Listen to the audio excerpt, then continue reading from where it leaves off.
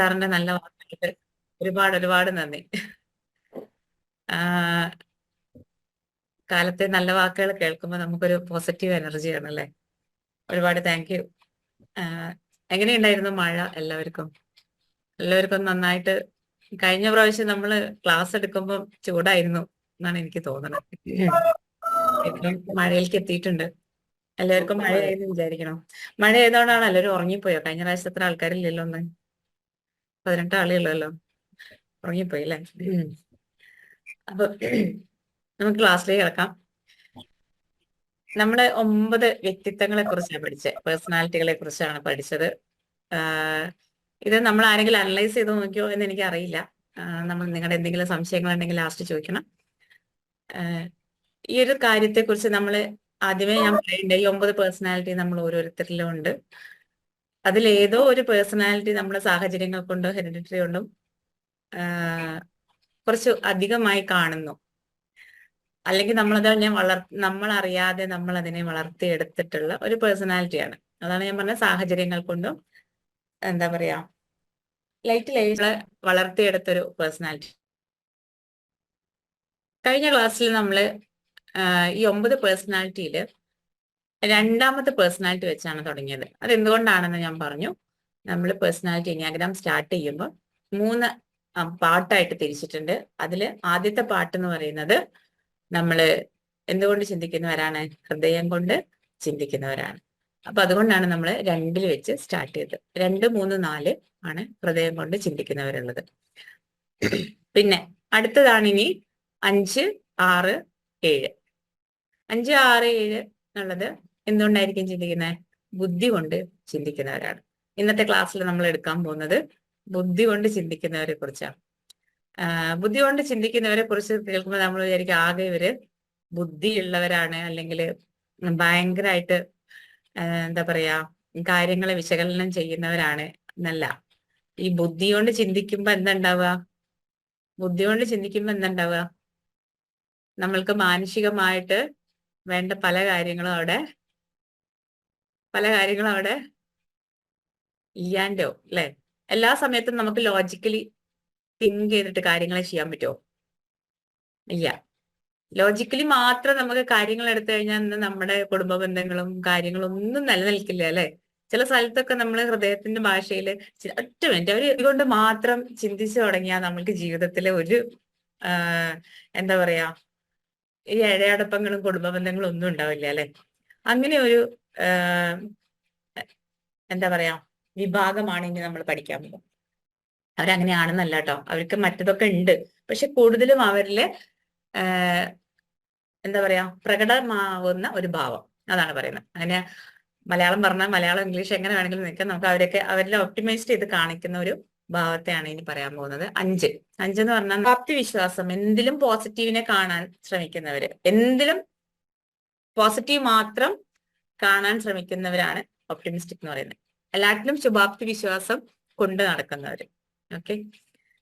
5 എന്ന് പറയുന്നത് നമ്മൾ ഒറ്റ വാക്കിൽ പറയുമ്പോൾ നമ്മൾ സ്കൂളിലൊക്കെ പഠിക്കുമ്പോൾ കേട്ടിട്ടുണ്ടോ, അവൻ പഠിപ്പിസ്റ്റാ എന്ന് പറയാത്ത നമ്മുടെ ഏത് പ്രായഭേദമന്യേ ഏത് കാലഘട്ടത്തിലുള്ളവരും പറയുന്ന ഒരു കാര്യമാണ് പഠിപ്പിസ്റ്റ അല്ലെങ്കിൽ ബാക്ക് ബെഞ്ചേഴ്സാ. ഞാൻ എന്താ പറയാ നമ്മുടെ ബുദ്ധി കൊണ്ട് ചിന്തിക്കുന്നവരെ കുറിച്ച് ഞാൻ പഠിച്ചിരുന്ന സമയത്ത്, എനിയാഗ്രാം പഠിച്ചിരുന്ന സമയത്ത് ഞാൻ ചിന്തിക്കും, നമ്മൾ ക്ലാസ്സിൽ പറഞ്ഞിരിക്കുന്ന 2 വിഭാഗങ്ങളും ഈ ഒരു ബുദ്ധി കൊണ്ട് ചിന്തിക്കുന്ന കാര്യത്തിലുണ്ട്.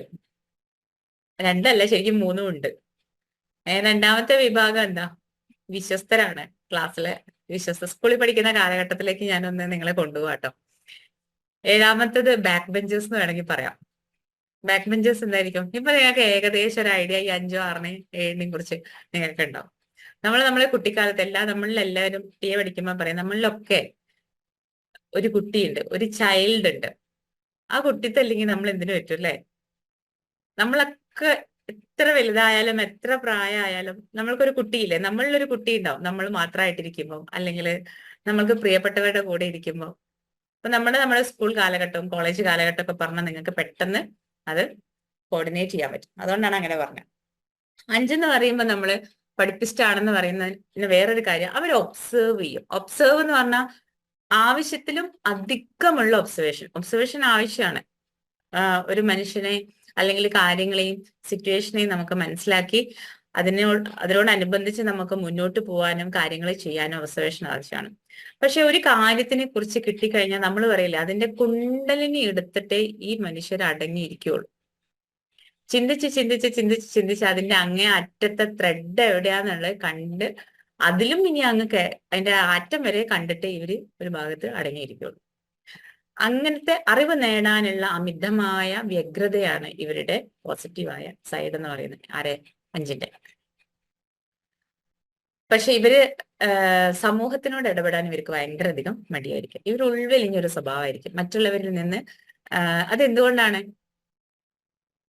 എനിക്ക് ചിലപ്പോൾ വേണമെങ്കിൽ നമുക്ക് പറയാം അഹങ്കാരം എന്ന് വേണമെങ്കിൽ പറയാം. എനിക്ക് അറിവുണ്ട് എന്നോടൊപ്പം, പക്ഷെ ഇവര് എല്ലാവരിൽ നിന്ന് ഉൾവലിയുകയും ചെയ്യും. അതോടൊപ്പം തന്നെ ഇവർക്ക് ഹൈലൈറ്റ് ചെയ്ത് നിൽക്കുന്ന ഒരു ഭാവമാണ് ഇൻഫീരിയോറിറ്റി കോംപ്ലക്സ് എന്ന് പറയുന്നത്. ഇവര് തന്നെ ആയിരിക്കും എല്ലാവരിൽ നിന്ന് അകന്ന് നിൽക്കുന്നുണ്ടാവുക. പുറത്ത് സമൂഹത്തിനിടയിൽ ഇവർക്ക് ഇടപഴകാൻ ഭയങ്കര ബുദ്ധിമുട്ടാണ്. പക്ഷെ സംസാരിച്ച് തുടങ്ങാൻ ബുദ്ധിമുട്ടാ. സംസാരിച്ച് തുടങ്ങിയാൽ നിർത്തൂല്ല എന്ന് പറയുന്ന ഒരു ടൈപ്പ് ഇല്ലേ, അത് തന്നെയാണ് 5. അങ്ങനെ ഉള്ള ഇവര് സമൂഹത്തിൽ നിന്ന് എല്ലാവരെക്കാളും എനിക്ക് അറിവുണ്ട് എന്നൊരു ഭാവം ഇവർക്ക് കൂടുതലുണ്ട്. അറിവുണ്ട്, ആക്ച്വലി ഇവർക്ക് അറിവുണ്ട്. ഇവർക്ക് എല്ലാ കാര്യങ്ങളും ഒബ്സർവ് ചെയ്ത് മനസ്സിലാക്കാനുള്ള കഴിവുണ്ട്. പിന്നെ പക്ഷെ അതോടൊപ്പം തന്നെ കാര്യങ്ങള് അനാവശ്യമായ കാര്യങ്ങൾ പോലും ഇവര് ചിന്തിച്ച് ചിന്തിച്ച് തലപുണ്ണാക്കി എടുക്കുന്ന ഒരു ക്യാരക്ടറാണ്. അത് ഇപ്പൊ നമ്മൾക്ക് ഈ 5-ൽ നിന്ന് പറയുന്ന ഒരു കാര്യത്തെ 5-ന് മാറണമുണ്ട് കേട്ടോ. ഇവർക്ക് എന്ത് കാര്യങ്ങളെ കണ്ടാലും അതെങ്ങനെ ഇങ്ങനെ സംഭവിച്ചു, അത് നമ്മൾ നല്ലൊരു വഴിക്ക് വിടുകയാണെങ്കിൽ അത് നല്ല കാര്യമാണ് അല്ലെ. ചില കാര്യങ്ങൾ നമ്മൾ എന്തുകൊണ്ട് ഇങ്ങനെ സംഭവിച്ചു എന്ന് ചിന്തിക്കേണ്ടത് നമുക്ക് നല്ല കാര്യമാണ്. പക്ഷെ എല്ലാ കാര്യങ്ങളും നമ്മൾ അതിന്റെ വേര് തേടിപ്പോയി അതിന്റെ ഡീറ്റെയിൽ എടുക്കാൻ പോയി കഴിഞ്ഞാൽ നമുക്ക് ജീവിതത്തിൽ സമാധാനം സ്വസ്ഥത ഉണ്ടാവുമോ? ഉണ്ടാവും, എനിക്കറിയില്ല. ചില കാര്യങ്ങളൊക്കെ അതിൻ്റെതായ രീതിക്ക് വിടണം. മറ്റുള്ളവരുടെ അറിവ് എന്നോളം മറ്റുള്ളവർക്ക് അറിവില്ല എന്ന ഒരു തോന്നലും ഇവർക്ക് കൂടുതലായിട്ട് കണ്ടുവരുന്നുണ്ട്. അത് ഇവരുടെ ഞാൻ കഴിഞ്ഞ ക്ലാസ്സിൽ പറഞ്ഞു, റെഡീംഡ് ആൻഡ് അൺറെഡീംഡ് ഉണ്ട്. 5-ന്റെ റെഡീംഡ് എന്ന് പറഞ്ഞാൽ അവരുടെ അറിവാണ്. അവർ റെഡീംഡ് ആയി കഴിഞ്ഞു കഴിഞ്ഞാൽ ആ അറിവിനെ വെച്ച് നമ്മൾക്ക് എന്ത് ചെയ്യാം? നല്ല നല്ല കാര്യങ്ങൾ ചെയ്യാൻ പറ്റും. പക്ഷെ ഇവർ അൺറെഡീംഡ് ആയി കഴിഞ്ഞാൽ വീട്ടിലിരിക്കുന്ന ഭാര്യയാണെങ്കിൽ ഭർത്താവിനും, ഭർത്താവാണെങ്കിൽ ഭാര്യയ്ക്കും സംശയരോഗമൊക്കെ വന്നു കഴിഞ്ഞാൽ അതിന്റെ ഇന്നത്തെ കാലത്ത് പ്രത്യേകിച്ചും ഗാഡ്ഗറ്റ്സ് ഉള്ളതാണ്. അതിന്റെ സിമ്മ് പോയിട്ട് ചിപ്പ് വരെയുള്ള എല്ലാ ഡീറ്റെയിലും എടുത്തിട്ട്, ഇനി ഞാൻ പറയേണ്ട ആവശ്യമില്ലല്ലോ, ഓപ്പോസിറ്റ് ഇരിക്കുന്ന ആൾക്ക് അങ്ങോട്ടും ഇങ്ങോട്ടും തിരിയാൻ പറ്റാത്ത അവസ്ഥ ഉണ്ടാക്കും. വേണമെങ്കിൽ ഭർത്താവാണ് ഒരു 5 വിചാരിച്ചു കഴിഞ്ഞാല് ഭാര്യ പോകുന്ന റൂട്ട് മാപ്പ് വരെ വീട്ടില് ചിപ്പിലാക്കി അയാൾ നോക്കിയിരിക്കും. സംശയരോഗം വന്നു കഴിഞ്ഞാൽ, ഇല്ല എങ്കിൽ ഇയാളെ കൊണ്ട് കുഴപ്പമൊന്നും ഉണ്ടാവില്ല. പക്ഷെ എന്നാലും ആൾക്ക് പ്രശ്നങ്ങൾ ഉണ്ടാവും. ഓക്കെ, അറിവ് എന്ന ഒരു അമിതമായ ആഗ്രഹമാണ് ഇവരുടെ പ്ലസും മൈനസും. ഓക്കെ, രണ്ടാമത്തെ കാറ്റഗറി ആണ് ഇത്. രണ്ടാമത്തെ അല്ല, ഇത് എത്രാമത്തെയാണ്? ഇന്ന് പഠിക്കുന്ന രണ്ടാമത്തെ കാറ്റഗറി 6. 6 എന്ന് പറയുന്നതാണ് ലോയലിസ്റ്റ്, വിശ്വസ്തരാണ്. നമ്മൾക്ക് ഇവരെ എന്തും വിശ്വസിച്ച് ഏൽപ്പിക്കാം. ഒരു സമൂഹത്തെയും ഒരു വ്യക്തിയെയും ഒക്കെ എന്ത് കാര്യം ഇവരെ നമുക്ക് എന്ത് ചെയ്യാം? വിശ്വസിച്ച് ഏൽപ്പിക്കാം. അപ്പൊ നമ്മൾ പറയുമ്പോൾ ഒരു കമ്പനിയിൽ അക്കൗണ്ടന്റ് ആയിട്ട് അല്ലെങ്കിൽ ഒരു കമ്പനിയിൽ അഡ്മിനിസ്ട്രേറ്റർ ആയിട്ടൊക്കെ ഇരിക്കുന്നവര് 6 ആണെങ്കിൽ നമ്മൾക്ക് അവരെ എന്തും വിശ്വസിച്ച് ഏൽപ്പിക്കാൻ പറ്റും. അത് തന്നെയാണ് ഇവരുടെ അമിതമായ ഇതും. എന്താ പറയാ, എന്നെ വിശ്വസിക്കാൻ കൊള്ളുന്നവരാണ്, അയാം ഒക്കെയാണ് എന്നുള്ള ഭയങ്കരമായിട്ടുള്ള ഒരു ഭാവം ഇവർക്കുണ്ട്. പക്ഷെ ഇവരുടെ നിഴലിച്ച് നിൽക്കുന്ന ഒരു ഭാവം എന്താണെന്ന് വെച്ചാല് ഭീരുത്വമാണ്. ഭീരുത്വം, എല്ലാറ്റിനോടും ഭയം. ഇവര് പോസിറ്റീവ് ആയി കഴിഞ്ഞു കഴിഞ്ഞാൽ നല്ലൊരു അനുയായികളാണ്. ഇപ്പൊ നമ്മള് ഇനി പഠിക്കാൻ പോകുന്നേ ഉള്ളൂ. 8-ന്റെ അനുയായികളെല്ലാം, 8 എന്ന് പറഞ്ഞത് ബോസാണ്. 8-ന്റെ അനുയായികളെല്ലാം മിക്കവാറും നല്ല വിശ്വസ്തരായ 6 നമ്മള് പല മേഖലകളിലും ടോപ്പിലിരിക്കുന്ന ആൾക്കാരുടെ അസിസ്റ്റന്റ് ആയിട്ട് വർക്ക് ചെയ്യുന്നതും മിക്കവാറും ആറുകളായിരിക്കും. ആറുകൾക്ക് എന്താണ് ഇങ്ങനെ ആരെങ്കിലും ഒന്ന് അനുസരിച്ച് ഇങ്ങനെ പോണം എന്നേ ഉള്ളൂ. സ്വന്തമായിട്ടൊരു കാര്യത്തെ എടുത്ത് ചെയ്യാനുള്ള കോൺഫിഡൻസ് ഇല്ല. ഒന്നും അവരെ ഇനീഷ്യേറ്റ് എടുത്ത് ചെയ്യില്ല. എന്തെങ്കിലും നിങ്ങളോട് ഇപ്പൊ ഒരു വർക്ക് പറഞ്ഞാൽ 100% അവർ ചെയ്യും.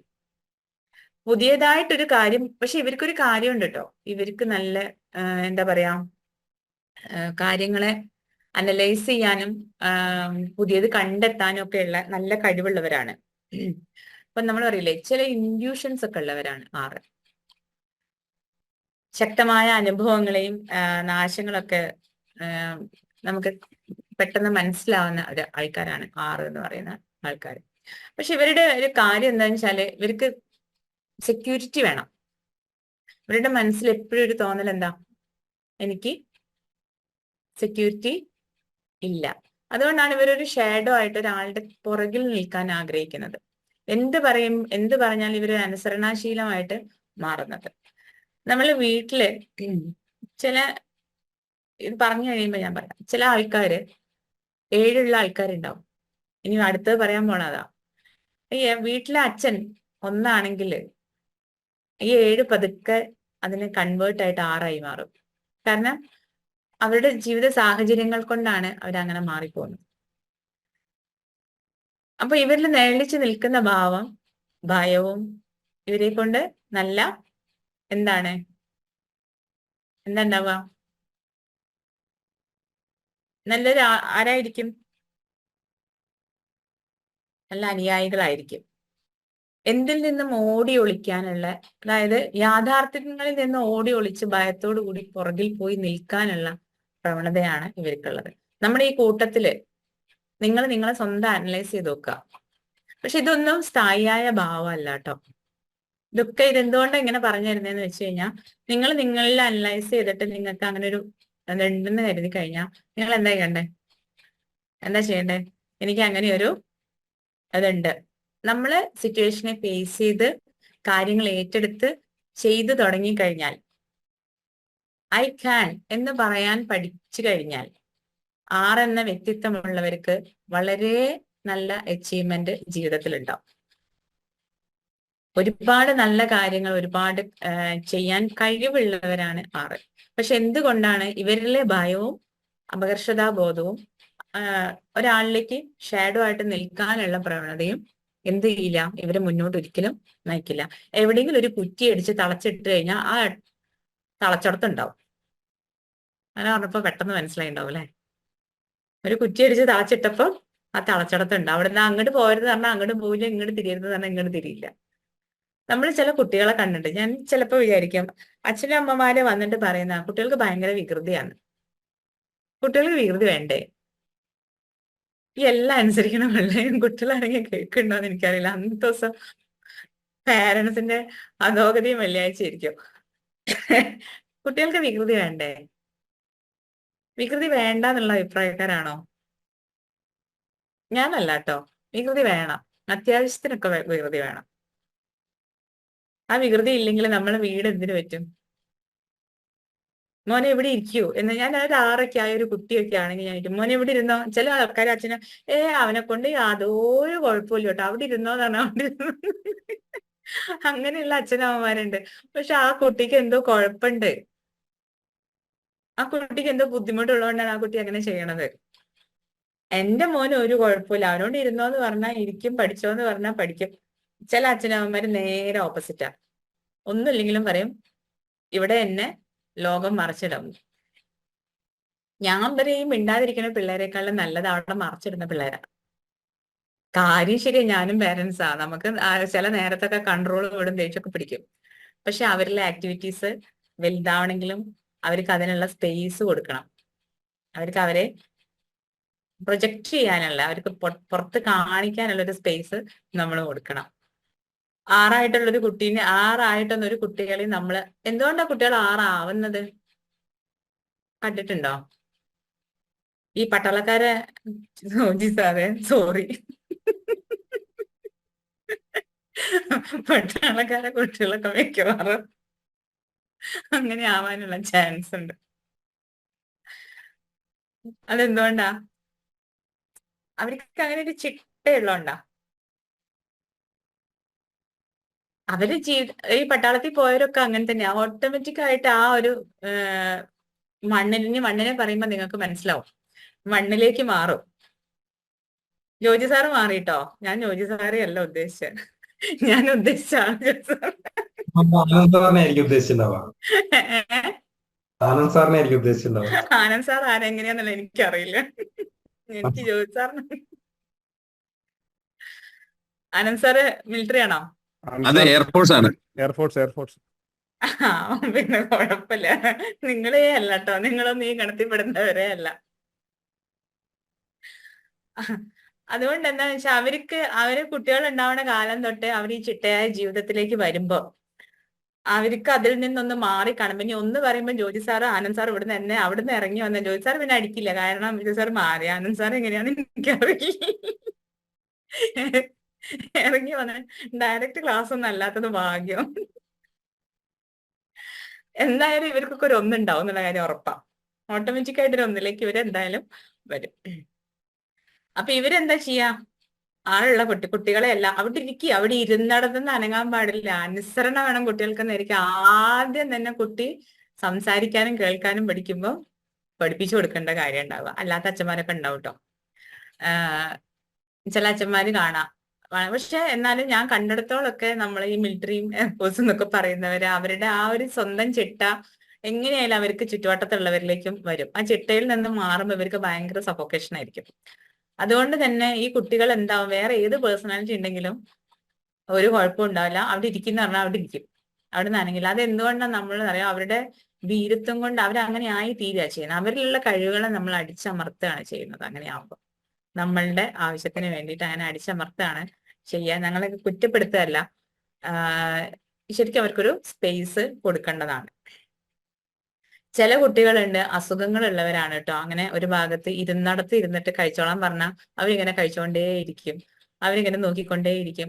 അത് വേറെ വല്ല അസുഖങ്ങളും ആയിരിക്കാം. ഞാനത് പറയാൻ കാരണം എന്താ വെച്ചാല്, വളരെ പ്രൗഡോടുകൂടി പല അച്ഛനും അമ്മമാരും എന്റെ മക്കളെ കൊണ്ട് ഒരു കുഴപ്പമില്ല, ഇരുത്തിടത്ത് ഇരിക്കും എന്ന് പറയുന്ന 1-2 കേസുകളൊക്കെ കേട്ടിട്ടുണ്ട്. അങ്ങനെ ആരെങ്കിലും ഉണ്ടെങ്കിൽ അതിനൊന്ന് അനലൈസ് ചെയ്ത് പിന്നെ ഒരു സൊല്യൂഷൻ, ചിലപ്പോൾ അതായിരിക്കില്ല, ചിലപ്പോൾ ആ കുട്ടീന്റെ പ്രകൃതമായിരിക്കും. അപ്പൊ അതെന്താണെന്നുള്ളത് ഒന്ന് അനലൈസ് ചെയ്യേണ്ടത് അത്യാവശ്യമാണ്. അതിന്റെ സൊല്യൂഷൻ കണ്ടെത്തേണ്ടത് ആവശ്യമാണ്. അടുത്തതാണ് നമ്മൾ പറയുന്ന ബാക്ക് ബെഞ്ചസ്. സിൽസില എന്ന് പറഞ്ഞിട്ട് പോണ ആൾക്കാര് 1ഉം 7ഉം തമ്മില് നേര് കണ്ടാല് എന്താ പറയാ, പാമ്പും കീരിയും പോലെ ആയിരിക്കും. ഒന്നിന്റെ നേരെ വിരുദ്ധമായ ഒരു ക്യാരക്ടറാണ് 7 എന്ന് പറയുന്നത്. നമ്മള് എനിയാഗ്രാം പഠിക്കുമ്പോൾ പറയും, ഒന്നുള്ള ഒരു അച്ഛന് അല്ലെങ്കിൽ ഒന്നുള്ള ഒരു അമ്മയ്ക്ക് 7 മക്കൾ ഉണ്ടായാല് അവിടെ എന്താ പറയാ, അച്ഛൻ മരിച്ച് സ്വർഗത്ത് പോയി കഴിഞ്ഞാൽ, പേരൻസ് ആരെങ്കിലും മരിച്ച് സ്വർഗത്ത് പോയാ പിന്നെ ഭഗവാൻ ചോദിക്കും, നീ എന്താ ഇത്രയും കാലം ഭൂമി ചെയ്ത് എന്ന് വെച്ചാ, എന്റെ മോളിടുന്ന സ്വിച്ചൊക്കെ ഓഫാക്കുക, അല്ലെങ്കിൽ എന്റെ മകനിടുന്ന സ്വിച്ച് എല്ലാം ഓഫാക്കുക. ഇത് ഇല്ലാത്തൊരൊറ്റ വീടുണ്ടാവും, മിക്കവാറും വീട്ടിലുണ്ടാവും. ഒന്നുള്ള വീട്ടിലൊക്കെ ആയിരിക്കും. ഈ 7 കുട്ടികൾ സ്വിച്ച് ഇടാനും അച്ഛൻ ഈ സ്വിച്ച് ഓഫ് ചെയ്യാനും അതിന് ചീത്ത പറയാനും നേരം ഉണ്ടാവുള്ളൂ. കറക്റ്റിന് വീട്ടിലെത്തിയില്ല എന്നുള്ള പരിപാടി, സമയത്തിന് കാര്യങ്ങൾ ചെയ്യുന്നില്ല എന്ന പ്രശ്നം. അപ്പോ നിങ്ങളൊന്ന് ചിന്തിച്ചു നോക്കൂ.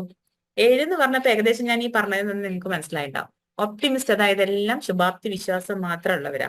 അവർക്ക് ജീവിതം ആഘോഷമാകണം എന്ന് വിചാരിക്കുന്നവരാണ്. മലയാളത്തിൽ പറഞ്ഞാൽ സുഖഭോഗികൾ എന്ന് വേണമെങ്കിൽ പറയാം.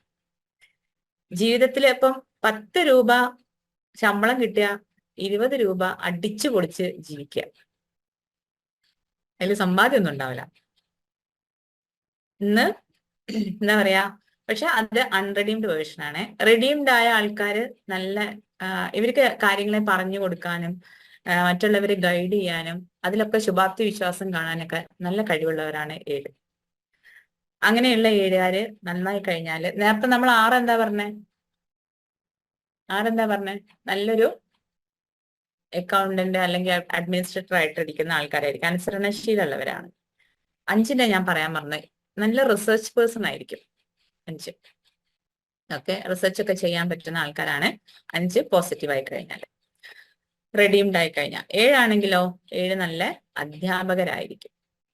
പക്ഷെ ഇവർ അൺറെഡീംഡ് ആയി കഴിഞ്ഞാലാണ് ഞാൻ നേരത്തെ പറഞ്ഞ എന്തുണ്ടാവുക, അച്ഛൻ സ്വിച്ച് ഓഫ് ചെയ്യാനും ഇവര് സ്വിച്ച് ഇടാനും. പക്ഷെ ഇവരിൽ അത് ഒഴിഞ്ഞു കിടക്കും. ഇവര് പറഞ്ഞിട്ട് കാര്യമില്ല, ഇവര് നേച്ചർ അതാണ്. നിങ്ങൾ ഇനി ഒന്ന് പോയിട്ട് ഇനി തലകുത്തി നിന്നിട്ട് അവരോട് അടിച്ചിരുന്ന് പറഞ്ഞാലും അവരെ കെട്ടിയിട്ടിട്ട് നാളെ 21 ദിവസം വേണമെങ്കിൽ നമ്മൾ പ്രാക്ടീസ് ചെയ്യിപ്പിച്ചാലും ഇവർ 22ാം ദിവസം സ്വിച്ച് ഓൺ ചെയ്തിട്ടേ പോവുള്ളൂ. അതാണ് ആര്? അതാണ് 7. 7നെ സംബന്ധിച്ച് മുകളിൽ ആകാശം താഴെ ഭൂമി, ഇന്ന് ഈ നിമിഷം മാത്രം ജീവിക്കുക എന്നുള്ള ഒരു കൺസെപ്റ്റ് മാത്രമാണ് ഇവർക്ക്. അത് ഓവർ കൂടുതലായി പോകും എന്ന് പറയില്ലേ, ഈ നമ്മളെപ്പോഴും പറയും ഈ നിമിഷം ജീവിക്കുക എന്നുള്ള. പക്ഷെ അത് കുറച്ചധികമാണ്. ശുഭാപ്തി വിശ്വാസം കൂടുതലായാലും നമുക്ക് പ്രശ്നമാണ് അല്ലെ. ചില കാര്യങ്ങളെല്ലാം നമ്മൾ ആവശ്യത്തിലധികം ശുഭാപ്തി വിശ്വാസമായ ബുദ്ധിമുട്ടാണ്. എന്തിലും നമ്മൾ പോസിറ്റീവ് കണ്ടു കഴിഞ്ഞാൽ അതിലെ മറുവശത്തെ നമ്മൾ മനസ്സിലാക്കാതിരുന്നു കഴിഞ്ഞാൽ അപകടം മനസ്സിലാവുമോ നമുക്ക്? ഇല്ലല്ലോ. ഇപ്പം നമ്മൾ ഡ്രൈവ് ചെയ്യുന്ന സമയത്ത് ശുഭാപ്തി വിശ്വാസമാണ്, ഞാൻ എങ്ങനെ ഡ്രൈവ് ചെയ്താലും റോഡ് നിയമം പാലിച്ചില്ലെങ്കിൽ എനിക്കൊന്നും പറ്റില്ല എന്ന ശുഭാപ്തി വിശ്വാസം നല്ലതാണോ? നല്ലതാണോ? അല്ല. അങ്ങനെ ചില കാര്യങ്ങളിലെല്ലാം അപ്പം 7നെ സംബന്ധിച്ച് അതാണ് പ്രശ്നം. 7 അൺറെഡീംഡ് ആയി കഴിഞ്ഞാല് അവർക്കൊന്നും കയ്യിൻ്റെ ഉള്ളിലില്ല, ഒരു നിയമം അവർക്ക് ബാധകമല്ല. അതാണ് 7ന്റെ ഒരു പ്രത്യേകത എന്ന് പറയുന്നത്. പക്ഷെ ഇവര് പ്ലാൻ ചെയ്യും, പല കാര്യങ്ങളും പ്ലാൻ ചെയ്യും, ഒന്നും പ്രാവർത്തികമാക്കൂല. അതാണ് ഇവരുടെ മെയിൻ പ്രശ്നം എന്ന് പറയുന്നത്. പല കാര്യങ്ങളും പ്ലാൻ ചെയ്യും, പക്ഷെ ഇവരെന്ത് ചെയ്യൂല, ഒന്നും പ്രാവർത്തികമാക്കില്ല. പിന്നെ നമ്മള് സൈക്കോളജി പഠിക്കുന്ന സമയത്ത് അല്ലെങ്കിൽ നമ്മൾ മുന്നിൽ വരുന്ന കേസുകൾ വരുന്ന സമയത്ത് ഇന്ന് നമ്മൾ ഇത് ഞാൻ ആഡ് ഓൺ ചെയ്യുന്ന കേട്ടോ, ഇതിൽ ആർക്കെങ്കിലും അങ്ങനെ ഒരു ബുദ്ധിമുട്ട് നേരിടുന്നവരുണ്ടെങ്കിൽ അല്ലെങ്കിൽ അങ്ങനെയുള്ള വ്യക്തിത്വങ്ങൾ ഉണ്ടെങ്കിൽ അത് മാറാൻ വേണ്ടി ഞാൻ പറയുന്നതാണ്. പല ആൾക്കാരും എന്താ പറയാ അഭിമുഖീകരിക്കുന്ന ഒരു പ്രശ്നമുണ്ട്. നിങ്ങൾ ആരെയും കേട്ടിട്ടുണ്ടോന്ന് എനിക്കറിയില്ല, എന്നാൽ നിങ്ങൾക്ക് ഇപ്പൊ കേൾക്കുകയാണെങ്കിൽ, പക്ഷെ ഇതിൽ പലർക്കും അനുഭവിക്കുന്നവരുണ്ടാവും. പല നമ്മുടെ ബിഹൈൻഡ് ദ സ്ക്രീനിലുള്ള ആൾക്കാർക്ക് ചോദിക്കും, നമ്മൾ ഇന്ന് ഡൈവോഴ്സ് കേസിന്റെ കാരണം എന്താണ്, പക്ഷെ ആർക്കും പറയാൻ പറ്റില്ല. ഈ ഒരു 7 എന്ന് പറഞ്ഞ പേഴ്സണാലിറ്റി വളരെയധികം അൺറെഡീംഡ് ആകുമ്പോൾ ഇവര് സ്വമേധയാ ഇവരെ മാത്രം സ്നേഹിക്കുന്നവരാ. സെൽഫ് ലവ് നമുക്ക് ആവശ്യമാണ്, പക്ഷെ സ്വന്തം കാര്യ സിന്ദാബാദ് എന്ന് പറയുന്ന രീതിക്കുള്ള ഒരു ക്യാരക്ടറിലേക്ക് ഇവർ അൺറെഡീംഡ് ആവുമ്പോൾ പോകും. അൺറെഡീംഡ് എന്ന് പറഞ്ഞാൽ അൺറെഡീംഡ് ഓപ്റ്റിമിസ്റ്റ് ആവുന്ന ഒരു സമയമുണ്ട്. ഇവർക്ക് ഒരിക്കലും സങ്കടം ഇവർ പുറത്ത് കാണിക്കില്ല, ഇവരെപ്പോഴും ഹാപ്പി ആയിരിക്കും. പക്ഷെ ആ ഹാപ്പിയുടെ അപ്പുറത്തേക്കൊരു സങ്കടം ഇവർ വീട്ടിലാ കാണിക്കാം. വീട്ടിലെന്ന് വെച്ചാൽ ഏറ്റവും അടുത്തവരെടുത്ത് അവരത് പൊട്ടിത്തെറിച്ചങ്ങോട്ട് ഒരു ദേഷ്യം പിടിച്ചു കഴിഞ്ഞാൽ അവർക്ക് വരെ പൊട്ടിത്തെറിച്ചൊരു ഇതാവും. പക്ഷെ ഈ 7 എന്ന് പറഞ്ഞ പേഴ്സണാലിറ്റി ഒരു അസുഖമായി മാറുന്ന ഒരു സന്ദർഭമുണ്ട്. അതാണ് ഞാൻ പറയാൻ പോകുന്ന ഡൈവേഴ്സ് കേസിലെത്തിയ ഒരു അവസരം എന്ന് പറയുന്നത്. ഇവര് നാർസിസ് പേഴ്സണാലിറ്റി എന്ന് പറയും. ഇവര് ഇപ്പൊ സാഡിസ്റ്റിന്റെ പോലത്തെ, ഇപ്പൊ നിങ്ങൾക്ക് പെട്ടെന്ന് പറഞ്ഞാൽ മനസ്സിലാവുന്നത് സാഡിസ്റ്റ് എന്ന് പറയില്ലേ നമ്മള്. സാഡിസ്റ്റ് എന്ന് പറഞ്ഞാൽ എന്താ? മറ്റുള്ളവരെ വേദനിപ്പിക്കുമ്പം അതിൽ ആനന്ദം കണ്ടെത്തുന്നവര്. അതിന്റെ വേറൊരു വേർഷനാണ് നാർസിസ്റ്റ് എന്ന് പറഞ്ഞാൽ. ഈ നാർസിസ്റ്റ് വിക്ടിംസ്, അതായത് ഇവരുടെ പാർട്ട്നേഴ്സ് അനുഭവിക്കുന്ന വേദന എന്താന്നുള്ളത് പുറത്തൊരാൾക്കും പറഞ്ഞാൽ മനസ്സിലാവില്ല. അത് ഭാര്യയാണെങ്കിൽ ഭർത്താവും, ഭർത്താവാണെങ്കിൽ ഭാര്യയും, തിരിച്ച് രണ്ടാളും. അവരെങ്ങനെയാന്ന് വെച്ച് കഴിഞ്ഞാൽ ഇവര് നാർസിസ്റ്റ് ആയി കഴിഞ്ഞു കഴിഞ്ഞാൽ ഇവര് വേദനിപ്പിക്കുന്നത് എങ്ങനെയാന്നുള്ളത് നമുക്ക് പറയാൻ പറ്റില്ല. ചിലര് അത് അതിന്റെ അധികം എത്തിക്കഴിയുമ്പോൾ ഇവർ അവരെ ശരീരം വേദനിപ്പിക്കാൻ തുടങ്ങും. അതല്ലാത്തവര് മാനസികമായിട്ട് തന്റെ പാർട്ട്നേഴ്സിനെ തളർത്തും, അവരെ കുറ്റപ്പെടുത്തും, അവരൊന്നും അല്ലാണ്ടാക്കും, നിങ്ങളൊന്നുമല്ല എന്നുള്ള രീതിക്ക് നിങ്ങളെ അങ്ങോട്ട്. പക്ഷെ സ്നേഹിക്കുമ്പോഴോ ഇതൊക്കെ കഴിഞ്ഞ് സ്നേഹം അങ്ങോട്ട് തുടങ്ങിക്കഴിഞ്ഞാൽ സ്നേഹിച്ച് അങ്ങോട്ട് ഇവരെ കാര്യം കാണാനാണ് കേട്ടോ അത്. ഇവരെ ആവശ്യങ്ങൾ നിറവേറ്റാൻ വേണ്ടി ആ പാർട്ട്ണറെ സ്നേഹിച്ച് കൊന്ന് അതാക്കും. അപ്പൊ ഈ വിക്ടിം എന്താ ചെയ്യാന്ന് വെച്ച് കഴിഞ്ഞാൽ ഈ സ്നേഹത്തിലാണ് ഇവരെപ്പോഴും ആ ജീവിതത്തെ മുന്നോട്ട് കൊണ്ടുപോവുക. അങ്ങനെ കൊണ്ടുപോയി അങ്ങേ അറ്റെത്തുമ്പം ഈ വിക്ടിമിന് അവസാനം മെന്റലി ഡിപ്രഷനും പ്രശ്നങ്ങളും ഒക്കെ ആയി തുടങ്ങും. അവർക്ക് അതിൽ നിന്ന് കരകയറാൻ പറ്റാത്ത കാരണം എന്താ വെച്ചാൽ ഇവർ സ്നേഹിക്കുന്ന സമയത്ത് ഇവര് ഭയങ്കര സ്നേഹമായിരിക്കും. അത് കഴിഞ്ഞു കഴിഞ്ഞാൽ അതെന്തിനാണ് ഇവരെ ആവശ്യങ്ങൾ നടന്നു കഴിഞ്ഞാൽ ഇവർ വീണ്ടും അവരെ ഇതാക്കാൻ തുടങ്ങും. അപ്പൊ അങ്ങനെ 7 എന്ന് പറഞ്ഞ പേഴ്സണാലിറ്റിക്ക് ഇങ്ങനെ ഒരു ചെറിയ പ്രശ്നമുണ്ട്. ഏത്? അത് അൺറെഡീംഡ് അങ്ങേ അറ്റെത്തിക്കഴിഞ്ഞാൽ പ്രശ്നമല്ല, ഇതൊരു രോഗാവസ്ഥയാണ്. 7 ഒരു രോഗാവസ്ഥയിലേക്ക് പോകുമ്പോൾ ഉണ്ടാവുന്ന അവസ്ഥയാണ് നാർസിസിസ്റ്റ് പേഴ്സണാലിറ്റി എന്ന് പറയുന്നത്. അപ്പൊ ഇത്രയാണ് ഇന്നത്തെ ഇതിൽ ഞാൻ ചുരുക്കി പറഞ്ഞതാട്ടോ. നിങ്ങൾക്ക് എന്തെങ്കിലും സംശയങ്ങൾ ഉണ്ടെങ്കിൽ ചോദിക്കാൻ. കഴിഞ്ഞ ക്ലാസ്സിൽ കുറച്ച് നമ്മളിങ്ങനെ ഡീറ്റെയിൽ ആയിട്ട് പറഞ്ഞു പോയപ്പോൾ സമയം ഉണ്ടായില്ല എന്ന് എനിക്ക് മനസ്സിലായി. അപ്പൊ ഇനി 2, 3, 4, 5, 6, 7 എന്തെങ്കിലും സംശയങ്ങൾ ഉണ്ടെങ്കിൽ നിങ്ങൾക്ക് ചോദിക്കാം. എനിക്കൊരു 5 മിനിറ്റ് മുന്നേ പോകേണ്ട ആവശ്യമുണ്ട്. അപ്പം അതുകൊണ്ട് ഞാൻ കുറച്ച് നേരത്തെ നിർത്തിയതാണ്. എന്തെങ്കിലും സംശയങ്ങൾ ഉണ്ടോ? നമ്മുടെ ആൾക്കാരൊന്നും കാണാനില്ലല്ലോ. കുറെ ആയിട്ട് ബേബി ചേച്ചി ഒക്കെ ഉണ്ടാവാറുണ്ടല്ലോ അവിടെ. ഓപ്പൺ ആണല്ലേ, എനിക്ക് കാണാൻ. ബേബി ചേച്ചി ഉണ്ട്. ഹായ്. ബേബി ചേച്ചി ഇങ്ങനെ പണിയെടുത്തും കൊണ്ട് ക്ലാസ് കേൾക്കുന്നത് കാണാൻ ഒരു രസമാണ്. വീട്ടിൽ വേറെ ആരില്ല. നല്ല കാര്യം, ഞാൻ അതിനെ അപ്രീഷിയേറ്റ് ചെയ്തു. ഫിജിക്കാട്ടിന്റെ മാത്രം പ്രത്യേകതയാണത്. നല്ല കാര്യല്ലേ? അതെ അതെ. ഇത്രയും കേട്ടതിൽ ആർക്കെങ്കിലും എന്തെങ്കിലും മനസ്സിലാവാത്തതുണ്ടോ? എന്തെങ്കിലും സംശയങ്ങളുണ്ടോ? ഇപ്പൊ ആൾക്കാർ കൂടിയ 25 ആളായി അല്ലേ? എന്തുണ്ടോ? ഇപ്പൊ ആർക്കും സംശയമില്ല. പേഴ്സണാലിറ്റി എന്താന്ന് വിലയിരുത്താൻ പറ്റുന്നുണ്ടോ?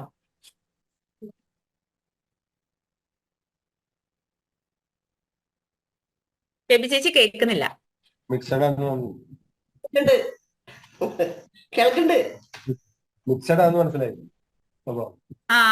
അതാണ് ഞാൻ പറഞ്ഞത്. എന്തെങ്കിലും ചോദിക്കുകയാണെങ്കിൽ ചോദിക്കണം. മിക്സഡ് എന്ന് പറഞ്ഞാൽ ഈ 9 പേഴ്സണാലിറ്റി നമ്മൾ ഓരോരുത്തരിലും ഉണ്ട്. 9 ഉണ്ട്.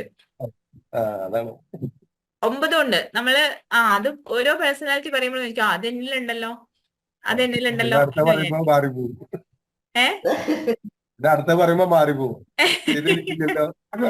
അല്ല, അങ്ങനെയല്ല. ഞാൻ വേണമെങ്കിൽ ഒരു ക്വസ്റ്റ്യനെയർ ഇടാം. ഞാൻ ജോജി സാറിന് കൊടുക്കാം. നിങ്ങൾ ക്വസ്റ്റ്യനെയർ ഫില്ല് ചെയ്ത് അയക്കൂ. അപ്പൊ നിങ്ങൾക്ക് മനസ്സിലാവും. എന്നെ ഒന്ന് നിങ്ങളുടെ ഗ്രൂപ്പിൽ ആഡ് ചെയ്യാൻ പറ്റുകയാണെങ്കിൽ ഞാൻ ഇത് പറഞ്ഞു കൊടുക്കാം എങ്ങനെയാന്നുള്ളത്, ക്വസ്റ്റ്യനെയർ എങ്ങനെയാ ചെയ്യേണ്ടതെന്നുള്ളത്. അപ്പൊ അതിൽ ഹൈലൈറ്റ് ചെയ്ത് നിൽക്കുന്ന ഒരു പേഴ്സണാലിറ്റി ഉണ്ടാവും നമ്മൾക്ക്. അതിൽ നമുക്ക് ഹൈലൈറ്റ് ചെയ്ത് വരുന്ന ഒരു പേഴ്സണാലിറ്റി, അതായത് നമ്മുടെ എനിയാഗ്രാമിന്റെ ഒരു പ്രത്യേകത എന്ന് പറഞ്ഞാൽ നമ്മുടെ അപ്പത്തെ സിറ്റുവേഷൻ അനുസരിച്ചാണ് നമ്മൾ ഓരോ ക്വസ്റ്റ്യനെ ആൻസർ ചെയ്യുക. നമ്മുടെ അപ്പത്തെ മൈൻഡ് അനുസരിച്ചാണ് നമ്മളൊക്കെ മാറിക്കൊണ്ടിരിക്കും. ഇത് സ്ഥായിയായ ഒരു ഭാവം ഒന്നല്ല ഈ 9 ടൈപ്പും. അവസരങ്ങൾക്കനുസരിച്ച് മാറിക്കൊണ്ടിരിക്കാനാണ് ഈ എനിയാഗ്രാം എന്ന് പറഞ്ഞത്. ഈ 9 പേഴ്സണാലിറ്റി നമ്മുടെ ഉള്ളിലുണ്ട്. പക്ഷെ നമ്മൾ എന്താ ഇത് റെഡീംഡ് ആകുമ്പോൾ നമ്മൾ ആദ്യം മനസ്സിലാക്കേണ്ട ഒരു കാര്യം, ഇത് എന്തിനാ നമ്മൾ മനസ്സിലാക്കുന്നത്? ഇതിലെ അപ്പ് ആൻഡ് ഡൗൺസ് മാറ്റിയിട്ട് നമ്മൾ റെഡീംഡ് ചെയ്ത് കൊണ്ടുവരാം. ഇതിന് നെഗറ്റീവ്സ് ഉണ്ടല്ലോ. അതിൽ ഞാൻ ഏറ്റവും കൂടുതൽ പറയുന്ന നെഗറ്റീവ്സിനെ നമ്മൾ പോസിറ്റീവ് ആക്കുക. അപ്പൊ നമ്മൾക്കൊരു ഇപ്പൊ നിങ്ങൾ ചിലപ്പം 2 or 3 ഒക്കെ ആയിരിക്കും പേഴ്സണാലിറ്റി. അങ്ങനെയുള്ള ഒരാള് ഒരു എന്താ പറയാ, ഒരു ജോലി ചെയ്യാനായിട്ട് ആദ്യമായിട്ട് കയറുക. ചിലപ്പോ 3 ഒരു കാലത്തും ജോലിയൊന്നും ചെയ്യില്ല കേട്ടോ. 3 എന്താണ്? 3 ബിസിനസ് മൈൻഡാ. 3 നിങ്ങൾ PSC ടെസ്റ്റ് എഴുതിയിട്ടും കാണൂല, ജോലി ചെയ്തിട്ടും കാണൂല, ഒറ്റ കാലത്തും കാണൂല. അവര് ജീവിതത്തിൽ നിന്ന് പഠിച്ചിറങ്ങി ആദ്യം ചെയ്യാ ബിസിനസ് ആയിരിക്കും. അവര് പരീക്ഷ എഴുതൂല, അവര് ജോലിയും ചെയ്യൂല. ജോലി എന്ന് പറഞ്ഞാൽ അടിമപ്പണിയാ. അവരെ കൊണ്ട് അതിന് പറ്റില്ല. പറ്റില്ല. അതാണ് ആ 3 എന്ന് പറഞ്ഞ ആൾക്കാര്. അപ്പം അവര് അഥവാ അവരെങ്ങാനും ഒരു പിന്നെ അക്കൗണ്ടന്റോ എങ്ങാനും ആയിട്ടുണ്ടെങ്കിൽ മിക്കവാറും ആ അക്കൗണ്ടൻസി വെച്ചിട്ട് അവരൊരു എന്ത് തുടങ്ങിയിട്ടുണ്ടാവും? ബിസിനസ് സ്റ്റാർട്ട് ചെയ്തിട്ടുണ്ടാവും. ഞാൻ പറയുന്നത് നമ്മൾക്ക് നമ്മൾ ഉദ്ദേശിക്കുന്ന ലെവലിൽ അല്ലാത്ത ഏതെങ്കിലും ഒരു ഏകദേശം എന്റെ സ്വഭാവം അങ്ങനെയാണ്. ഒരു മേഖലയിലോ നിൽക്കുന്നുണ്ടെങ്കിൽ നമ്മൾ എന്ത് ഗവൺമെന്റ് ജോലി ചെയ്യണം? ഉണ്ടായിട്ട് റിസർച്ച് ചെയ്തിട്ട് ബിസിനസ് ചെയ്തു. മിക്കവാറും ആൾക്കാർ അങ്ങനെ തന്നെയാണ്. മിക്കവാറും ആൾക്കാർ അങ്ങനെ തന്നെയാണ്. പിന്നെ ഒരു 7 പോയിട്ട് നമ്മളൊരു എവിടെയും പോയി ജോലി ചെയ്ത് കഴിഞ്ഞാൽ നമ്മൾ എന്താ വിചാരിക്കേണ്ടത്? നമുക്ക് ഉല്ലാസവും ആഘോഷമൊക്കെ വേണം. പക്ഷെ ജോലി ചെയ്യുന്ന സമയത്ത് നമ്മൾ എന്ത് ചെയ്യണം? അവിടെ നമ്മൾ 6ന്റെ സ്വഭാവം എടുക്കണം. 6ന്റെ പോസിറ്റിവിറ്റി എടുക്കണം. അപ്പൊ നമ്മൾ ഉള്ളിന്റെ ഉള്ളിൽ ഒരു 6 ഉണ്ട്. ആ 6നെ നമ്മൾ 6ന്റെ പോസിറ്റീവ് ആയ കാര്യത്തെ നമ്മൾ ഡെവലപ്പ് ചെയ്ത് കൊണ്ടുവരണം. അപ്പൊ 5 എന്താ വേണ്ടേ? ആരുടെ സ്വഭാവം മാറിപ്പോകും. 5 എന്താ വേണ്ടേ? 5 നമുക്ക് ഒബ്സർവേഷൻ അത്യാവശ്യമല്ലേ? ചില കാര്യങ്ങൾ നമുക്ക് ഒബ്സർവേഷൻ അത്യാവശ്യമാണ്. നമുക്ക് ഒബ്സർവേഷൻ ഇല്ല എന്ന് പറഞ്ഞിട്ട് കാര്യമില്ല. നമ്മൾ ഒബ്സർവ് ചെയ്യണം. ഒബ്സർവേഷൻ ഉണ്ടാവും എല്ലാവർക്കും. കൂടുതൽ ഭരിക്കാൻ വന്നു കഴിഞ്ഞാലേ അപ്പൊ സ്വഭാവം മാറും. അതായിരുന്നു കുഴപ്പം. ഞാൻ അത് പറഞ്ഞത് കറക്റ്റ് ആണ്. 7ന് ആവശ്യം സ്വാതന്ത്ര്യമാണ്. അവരുടെ സ്വാതന്ത്ര്യത്തെ ആരെങ്കിലും വേണ്ട എന്ന് പറഞ്ഞാൽ അവർക്ക് ശത്രുവാണ്. അത് കറക്റ്റ് ആണ്. നിങ്ങൾ മനസ്സിലാക്കിയത്, പ്രേംജി മനസ്സിലാക്കിയത് വളരെ കറക്റ്റ് ആണ്. 7നെ ആരെങ്കിലും സ്വാതന്ത്ര്യം, നിങ്ങൾ ഇന്നിപ്പോ പറയാണ് അങ്ങനെ ചെയ്യണ്ടെന്ന് പറഞ്ഞു കഴിഞ്ഞാല് അവരുടെ ക്യാരക്ടറേ മാറും. അവർക്ക് ആവശ്യം അവരുടെ സ്വാതന്ത്ര്യമാണ്. ആ സ്വാതന്ത്ര്യത്തിന് കൊടുത്തും കൊണ്ട് സ്വാതന്ത്ര്യം കൊടുത്തു കഴിഞ്ഞിട്ട് അവരൊരു സ്ഥാനത്ത് ഇരുത്തി നോക്കിക്കോട്ടെ, അവര് നിങ്ങൾക്ക് പൊന്നു വിളയിച്ചു തരും. പക്ഷെ ആ സ്പേസ് കൊടുക്കാതെ നിങ്ങൾ 7നെ പിടിച്ച് കെട്ടാൻ നോക്കും, അവര് ഹൊററാവും. അവിടെയാണ് ഈ എന്താ പറയാ, അവര് കൺട്രോൾഡ് ആക്കുമ്പോഴാണ് അവര് പല അസുഖങ്ങളിലേക്കൊക്കെ മാറുന്നത്. മനസ്സിലായോ? അപ്പൊ മാഡം 7 ഈ ടീച്ചർ എന്നുള്ള സംഭവം പറഞ്ഞല്ലോ. അപ്പോ അതുമായിട്ട് എങ്ങനെ അത് റിലേറ്റ്, അത് കോറിലേറ്റ് ആവുന്നില്ലല്ലോ ഞാൻ നോക്കിയപ്പോ. ഏതാ 7 എന്ന് പറഞ്ഞ ആൾക്കാരോ? 7 ടീച്ചറിനുമായിട്ട് മാഡം അത് ആദ്യം ഒന്ന് നമ്മൾ കമ്പയർ ചെയ്തു. സോ അതില് ഈ പറഞ്ഞ ചില, പക്ഷെ റെഡീംഡ് അൺറെഡീഡ് എന്നുള്ളൊരു സംഭവം കൂടെ ഉണ്ടല്ലേ അതിനകത്ത്? 7ന്റെ അല്ലേ? അതെ. 7-നൊരു കാര്യമുണ്ട്. 7-ന് നമ്മളൊരു സമൂഹത്തെ ഒരു കോറനോ എന്റർടൈൻ ചെയ്യിക്കാൻ പറ്റും. That's correct. ഓക്കേ, മനസ്സിലായോ? അവർക്ക് അറിവുണ്ട്. അവർ അറിവ് നേടും. ശുഭാപ്തി വിശ്വാസം ഉണ്ട്. നമ്മൾ പോസിറ്റീവായിട്ട് മാത്രമേ സംസാരിക്കുള്ളൂ. ഒരു അധ്യാപകന് വേണ്ട ആദ്യത്തെ കഴിവ് എന്ന് പറയുന്നത് നമ്മൾ വളരെ പോസിറ്റീവ് മൈൻഡോട് കൂടി അത് കാര്യങ്ങൾ കൺവേ ചെയ്യുക എന്നുള്ളതാണ്. നമ്മളെ സമൂഹത്തെ പിടിച്ചിരുത്തുക എന്നുള്ളതാണ്. അല്ല, നമ്മൾ മുന്നിൽ ഇരിക്കുന്ന കോർണെ പിടിച്ചിരുത്തുക എന്നുള്ളതാണ്. കുട്ടികളായാലും അതിനുള്ളൊരു കഴിവ് 7-നുണ്ട്. അത് ശരിയാ. മനസ്സിലായോ? അവർക്ക് കാര്യങ്ങളെ കൺവേ ചെയ്യാൻ അറിയാം. പക്ഷെ ബാക്കി പറഞ്ഞതൊക്കെ പ്രശ്നമാവുന്നല്ലോ. ഇല്ല, അത് അൺറെഡീംഡ് ആണെങ്കിലേ ഉള്ളൂ. അൺറെഡീംഡ്, കറക്റ്റ്. മനസ്സിലായോ? 7 നല്ല പേഴ്സണാലിറ്റിയാണ്. അവരെന്താ ചെയ്യാ? അവര് കിട്ടുന്നതെല്ലാം നല്ല, അവര് പോസിറ്റീവായിട്ടൊന്ന് ചിന്തിച്ചു നോക്കൂ സാറ്. നല്ല പേഴ്സണാലിറ്റി. നമ്മളെ ജീവിതത്തിൽ ഇപ്പം ഇതിനൊക്കെ പാടനെ പറഞ്ഞു നോക്കൂ. 6 വീട്ടിനുള്ളിൽ മാത്രം ഒതുങ്ങിയിരിക്കുകയാണെങ്കിൽ അത് അൺറെഡീംഡ് വേർഷൻ ആണ്. 6 മനസ്സിലാക്കുകയാണ് സമൂഹത്തിൽ ഇങ്ങനെയല്ല വേണ്ടത്. ഞാൻ പറഞ്ഞത് റെഡീംഡ് 7-നെ നമ്മൾക്ക് അധ്യാപകരാക്കാം എന്നാണ്. റെഡീംഡ് ആയ ആൾക്കാർ, അയ്യോ അധ്യാപകരെല്ലാം 7 ചിന്തിക്കരുത്. 1 അധ്യാപകരുണ്ട്. ഈ മിക്കവാറും എച്ച്എമ്മുമാര് 1 സ്ഫടികത്തിലെ ചാക്കോമാഷ് 1. അതെ, കറക്റ്റ്. അപ്പൊ അധ്യാപകരെല്ലാം 7 വിചാരിക്കരുത്. ഞാൻ പറഞ്ഞത് 7 അധ്യാപകർ 7 അത് നല്ലതാണ് എന്നാ പറഞ്ഞത്. അവർക്ക് 7-ന് അധ്യാപകനാവാനുള്ള യോഗ്യതയാണ് കൂടുതൽ എന്നാണ് പറഞ്ഞത്. അതെ. ഇനി പറയുന്നതിന് തിരിച്ചെടുക്കരുതേ. അവസാനം ഞാൻ കുടുംബകലം ഉണ്ടാക്കി പോയി എന്ന് പറയാം. ഇപ്പം നമ്മളിപ്പോ എത്ര പേഴ്സണാലിറ്റി പറഞ്ഞു? 6 പേഴ്സണാലിറ്റി പറഞ്ഞു. ഇതിൽ നിങ്ങൾക്ക് തോന്നുന്ന ആദ്യത്തെ ഒരു കാര്യം എന്ന് പറയുന്നത് ഇതെല്ലാം ഞങ്ങൾക്കും ഉണ്ടല്ലോ. ഇത് ഫസ്റ്റ് ആയിട്ട് നിങ്ങൾക്ക് എല്ലാവരുടെ മനസ്സിലേക്കും തോന്നിയത്. അതിനാണ് ഞാൻ ആദ്യത്തെ ക്ലാസ്സിലും പറഞ്ഞു, ഇന്നത്തെ ക്ലാസ്സിലും പറഞ്ഞു, ഈ 9 പേഴ്സണാലിറ്റി നമ്മൾ എല്ലാവരിലും ഉണ്ട്. അതിൽ ഏതോ ഒരു പേഴ്സണാലിറ്റി കൂടുതലിരിക്കുന്നത്. ഞാൻ വീണ്ടും പറയുന്നു, ഇതിലെ അൺറെഡീംഡ് വേർഷനെ, ഇതിലെ നെഗറ്റീവ് പാട്ടിനെ കൂടുതൽ പറയുന്നത് എന്ത് വെച്ച് കഴിഞ്ഞാൽ, നമ്മൾ അങ്ങനെ ഒരു പാട്ട് ഉണ്ടെങ്കിൽ നമ്മൾ അതിനെന്ത് ചെയ്യണം? കൺവേർട്ട് ചെയ്യാൻ പറ്റണം. പറ്റണം. ഇതില് അൺറിഡീംഡ് വേർഷൻ ഉണ്ടെങ്കിൽ അത് നമുക്ക് സമൂഹത്തിന് 9 പേഴ്സണാലിറ്റിയും അൺറിഡീംഡ് ആയി കഴിഞ്ഞാൽ സമൂഹത്തിനും കുടുംബത്തിനും ബുദ്ധിമുട്ടാണ്. അപ്പൊ നമ്മൾ എന്താ ചെയ്യേണ്ടത്? ഇതിൽ ഏതോ ഒരു അൺറിഡീംഡ് വേർഷൻ എനിക്ക് ഉണ്ടെന്ന് നിങ്ങൾക്ക് തോന്നിക്കഴിഞ്ഞാൽ അതിനെ നമ്മൾക്ക് എന്ത് ചെയ്യാൻ പറ്റണം? മാറ്റാൻ പറ്റില്ല. നമുക്ക് നമ്മളെ മാറ്റാൻ പറ്റുള്ളൂ. നമ്മളെ മുന്നിൽ ഇരിക്കുന്നവരെ ഒരിക്കലും നമുക്ക് മാറ്റാൻ പറ്റൂല. നമ്മൾ മാറി അവരും മാറും. തീർച്ചയായിട്ടും നമ്മൾ മാറി അവര് മാറും. അവർക്ക് മാറിയേ പറ്റൂ. അല്ലാതെ വേറെ ഓപ്ഷൻ ഇല്ല. അല്ലാത്തവർക്കെല്ലാം മാനസിക പ്രശ്നങ്ങളുള്ളവരായിരിക്കും. മനസ്സിലായോ? അപ്പൊ അതല്ലാത്ത നമ്മളെ മുന്നിൽ ഇരിക്കുന്നവര് നമ്മൾ എന്ത് ചെയ്തിട്ട് മാറുന്നില്ല എന്ന് കണ്ടു കഴിഞ്ഞാൽ അതിന്റെ അർത്ഥം എന്താ? നമ്മൾ മാറി എന്തോ പ്രശ്നങ്ങളുണ്ട്. അതല്ലാതെ ആണെങ്കിൽ നമ്മൾ മാറിക്കഴിഞ്ഞാൽ ഓട്ടോമാറ്റിക് ആയിട്ട് നമ്മൾ മുന്നിലിരിക്കുന്നവര് മാറും. നമ്മള് ഇപ്പൊ പറയില്ലേ, എന്താ പറയാ, ഞാനൊക്കെ കുട്ടിയായിരിക്കുമ്പോ എനിക്ക് നായനെ ഭയങ്കര പേടിയായിരുന്നു കേട്ടോ. നിങ്ങൾക്കൊക്കെ അങ്ങനെ ആയിരിക്കും വിചാരിക്കാം.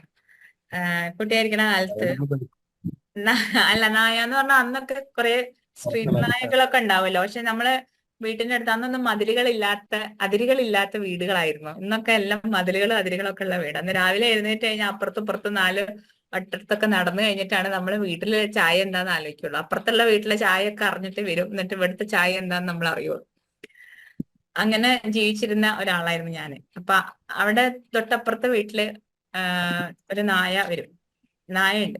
എനിക്ക് നായനെ ഭയങ്കര പേടിയാ. അത് നായൻ ചങ്ങിൽ എങ്ങനെ അഴിച്ചിട്ടിട്ടുണ്ടെങ്കിൽ പറമ്പിനകത്തേക്ക് കാല് വെക്കുമ്പോഴേക്ക് ഇത് എന്താ പറയാ ഓടി വരും. എന്നിട്ട് ഞാന് ഓട്ട മത്സരം മാരത്തോണൊക്കെ നടക്കും ആ ദിവസം.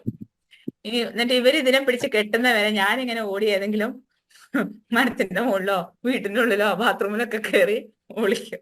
അതെ, ഏതെങ്കിലും വീട്ടിലിരിക്കും. ഞാൻ അതിനാ പറഞ്ഞത്, കുറെ വീടുകളുള്ളതുകൊണ്ട് അങ്ങനെ. പക്ഷെ ഞാൻ ചിന്തിച്ചൊരു കാര്യമുണ്ട്. ഈ നായക്ക് നമ്മൾ പേടിക്കുമ്പോൾ നമ്മൾ അഡ്രിനാലിന്റെ സ്മെല്ല് ഭയങ്കര ഇഷ്ടം. അത് അട്രാക്ട് ചെയ്യുന്നോണ്ടാണ് നമ്മൾ ഭയക്കുമ്പം നമ്മളെ പുറകെ അത് ഓടുന്നത്. ഈ സത്യം ഒന്നും ആർക്കും അറിയില്ല. മിക്കവാറും ആൾക്ക് ഇപ്പൊക്കെ സൈക്കോളജി ഒക്കെ പഠിക്കുന്നവർക്ക് അറിയായിരിക്കും. പക്ഷെ നമ്മള് നായയെ പേടിക്കാതെ അവളെ അടുത്ത് നിന്ന് നോക്കിയേ. അതാ ഞാൻ പറഞ്ഞ, അസുഖമില്ലാത്തവണെ തിരിഞ്ഞു നിന്ന് നോക്കൂ. നായ നിങ്ങളൊന്നും ചെയ്യില്ല. നായ തിരിച്ചു പോകും. ഞാൻ പരീക്ഷയുള്ളത്, അതുകൊണ്ടാണ് ഞാൻ എന്റെ കാര്യം പറഞ്ഞത്. ഓടിയിരുന്ന ആള് ഇപ്പൊ ഞാൻ നായന്റെ അടുത്ത് കൂടി പോകുമ്പോ എനിക്ക് പേടിയില്ല. ശരിയാണത്. ശരിയല്ലേ? അതെ, 100% കറക്റ്റാണ്. നമ്മൾ എന്താണോ അങ്ങോട്ട് നമ്മുടെ ആറ്റിറ്റ്യൂഡ്, അതനുസരിച്ചായിരിക്കും ഇങ്ങോട്ടുള്ള പ്രതികരണം. ഇതില് ഒരു സയന്റിഫിക് ആയിട്ടുള്ള കാര്യമുണ്ട്. ഞാൻ നേരത്തെ പറഞ്ഞ മാതിരി നമ്മുടെ ബോഡിയിൽ നമ്മൾ ഭയക്കുമ്പോൾ നമ്മൾ ആ അഡ്രിനാലിന്റെ സ്മെല്ല് നായ്ക്ക് ഭയങ്കര ഇഷ്ടമാണ്. നായ്ക്ക് അറിയാലോ സ്മെല്ല് ഇത് ചെയ്യാൻ ഭയങ്കര കഴിവാണല്ലോ. അതുകൊണ്ടാണ് അത് നമ്മൾ പുറകെ ഓടുന്നത്. പക്ഷെ നമ്മൾ വിചാരിക്കുക എന്താ, നമ്മളെ കടിക്കാനാണ് നായ ഓടി വരണേന്ന്. അതുപോലെയാണ് നമ്മള് ജീവിതത്തില് ഏതൊരു കാര്യത്തെയും നമ്മളിൽ മാറ്റം വരുത്തി കഴിഞ്ഞാൽ, നമ്മളെ തോട്ട്സിൽ മാറ്റം വരുത്തി കഴിഞ്ഞു കഴിഞ്ഞാല് നമ്മൾ മുന്നിൽ ഇരിക്കുന്നവരും ഓട്ടോമാറ്റിക് ആയിട്ട് മാറും. നിങ്ങൾ ഇന്ന് വിചാരിച്ചാൽ നാളെ മാറുന്നല്ല പറയണത്. നിങ്ങൾ നിങ്ങളുടേതായ ആ ഒരു ആറ്റിറ്റ്യൂഡിൽ പോവാ.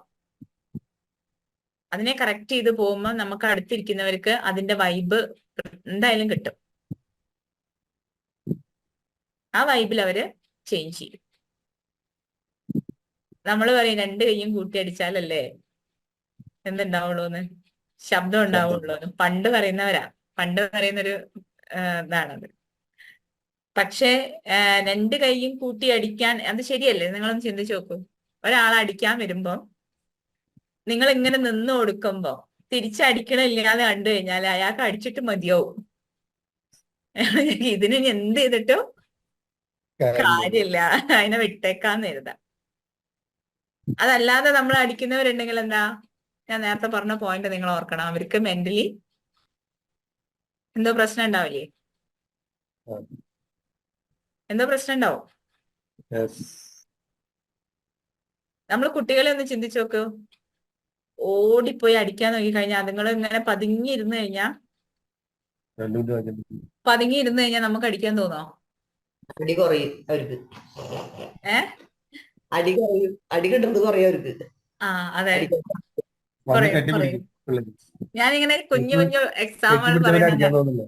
അതെ, കുഞ്ഞു കുഞ്ഞു എക്സാമ്പിൾ പറയുന്നത് എന്തിനാ വെച്ചാല് നിങ്ങൾക്ക് പെട്ടെന്ന് റിലേറ്റ് ചെയ്യാൻ വേണ്ടിയിട്ടാട്ടോ.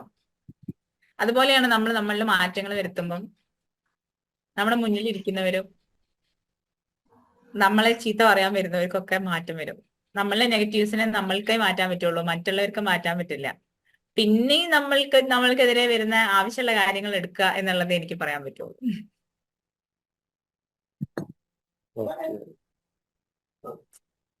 അടുത്തത് നിങ്ങൾക്ക് അടുത്ത ക്ലാസ്സിൽ 8, 9,